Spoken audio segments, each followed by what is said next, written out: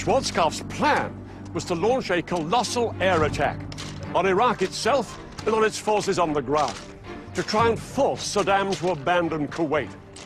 But if this didn't persuade Saddam to leave, Schwarzkopf knew that he would have to take a far more risky step. He'd have to order his forces to fight their way into Kuwait. And some of the experts predicted that this would cost thousands of American lives. His strategy would call upon the full might of the United States Armed Forces. More and more of the world's most sophisticated aircraft, tanks and weapons were arriving in the Gulf. And 6 American aircraft carriers with over 400 planes would be positioned within striking distance of Iraq and Kuwait.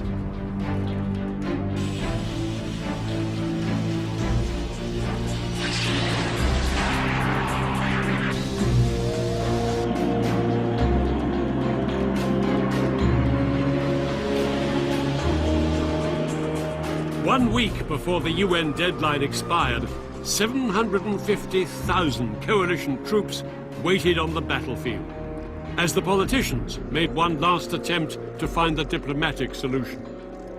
The US Secretary of State, James Baker, met Iraq's Foreign Minister, Tariq Aziz, in Geneva. Both men knew that tens or even hundreds of thousands of lives were at stake. And James Baker warned the Iraqis not to use chemical weapons, reminding them that America had nuclear bombs. But 7 hours of talks ended in failure. If Iraq should choose to continue its brutal occupation of Kuwait, Iraq will be choosing a military confrontation which it cannot win and which will have devastating consequences. But Saddam remained as defiant as ever and promised his people a great victory. He warned that the Americans depended too much on technology. He boasted that Iraq could rely on the bravery and experience of its soldiers. Their faith would defeat the enemy. At midnight on January the 15th, 1991, the UN deadline expired. Across the world, people watched and waited. Everybody knew it was just a matter of time before the war began.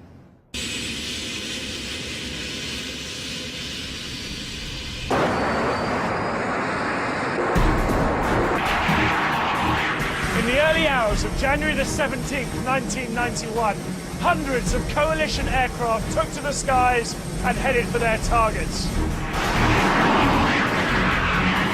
Operation Desert Storm had begun.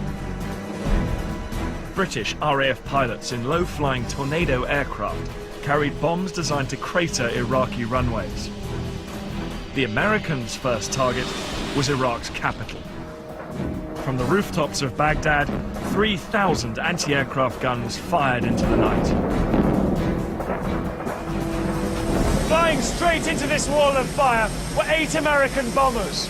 They were so sophisticated that the Saudis had nicknamed them Ghosts. The F-117 stealth bomber was designed to be invisible to radar. But this was its first test in major combat.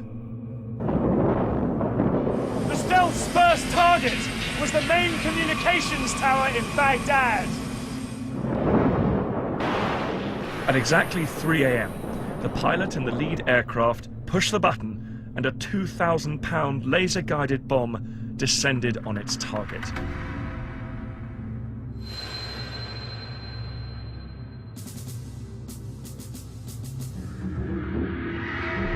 Across the city, the ground shook as 14 more bombs from other stealths hit their targets.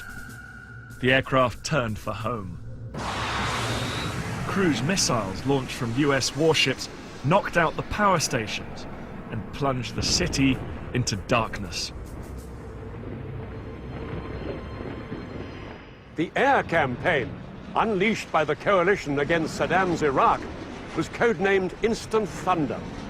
It was the most powerful and focused use of air power in the 20th century.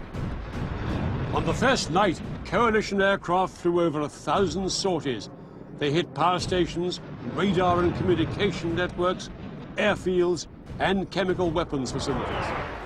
The aim was first to gain control of the skies above Kuwait and Iraq and destroy Saddam's ability to coordinate his forces, and then to target the forces themselves.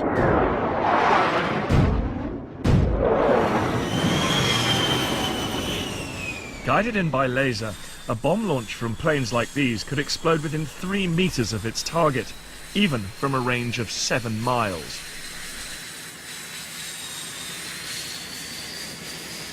The bombing campaign had badly damaged Iraqi radar stations and gave Iraqi pilots little chance to respond.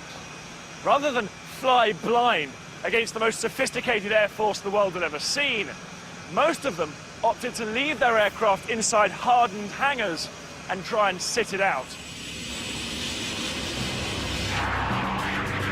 Throughout that night and into the following day, American and coalition aircraft continued to attack Iraqi targets, including Saddam Hussein's palaces.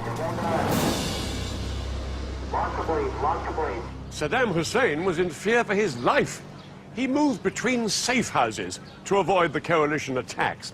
But in public, he would not be cowed. On Baghdad radio, he declared that the mother of all battles had begun. And in secret, he ordered his army to launch the weapon that he hoped would blow the coalition apart. Its target was a country over 700 miles from Kuwait.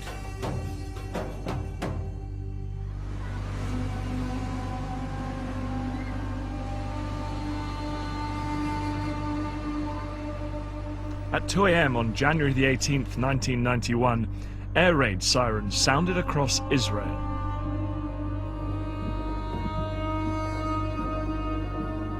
They warned of a Scud missile attack from Iraq heading for Tel Aviv, Israel's biggest city.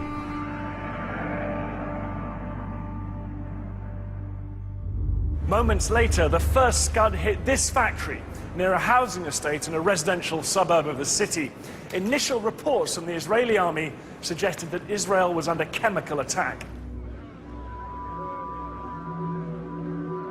In the confusion and panic, people all over the city put on their gas masks. Some even injected themselves with the antidote to nerve gas. Saddam Hussein's attack on Israel was an act of ruthless calculation. He hoped Israel would retaliate. If it did, Israel would then appear to be on the same side as the Arab nations in the coalition. Saddam's hope was that the Arabs' hatred of Israel would make this unthinkable for them. They would withdraw from the coalition, and the coalition would collapse. From Washington, senior White House officials called the Israeli defense minister, urging him to show restraint. For hours, the whole world held its breath, waiting to see how the Israelis would respond. 8 Scuds had been fired at Israel that night, and by daybreak, residents were still on alert. But reports of a chemical attack had turned out to be a false alarm, and remarkably, nobody had been killed by any of the missiles. Under huge pressure from the White House, the Israeli Prime Minister, Yitzhak Shamir, agreed not to retaliate, at least for the time being. In return, the Americans promised to make the destruction of the Scud missile launchers inside Iraq their top military priority. The Scud hunt was on.